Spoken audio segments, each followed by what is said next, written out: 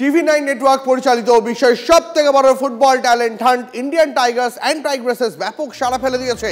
আজ জানা যাক এই প্রতিযোগিতায় নির্বাচন প্রক্রিয়া কি হবে। জাদু ছড়িয়ে দিতে ভারত প্রস্তুত। আগামী দিনে দেশের ট্যালেন্টের সঠিক নির্বাচনের জন্য football talent hunt Indian tigers and tigresses শুরু হয়েছে। প্রথম পর্যায়ে দেশ জুড়ে বাচ্চাদের বাছাই করা হবে।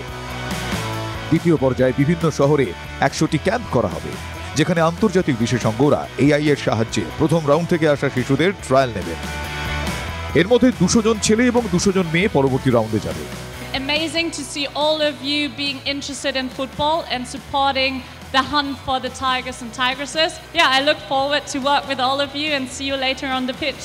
তৃতীয় পর্যায়ে এই 400 জন শিশুর জন্য পুনেতে 5 দিনের একটি ক্যাম্প করা হবে, যেখানে তাদের ট্রেনিং দেওয়া হবে এবং এর মধ্যে থেকে 20 জন ছেলে এবং 20 জন মেয়েকে বাছাই করা হবে, যারা বিনামূল্যে অস্ট্রিয়া ও জার্মানিতে গিয়ে তাদের ট্যালেন্ট দেখানোর সুযোগ পাবে।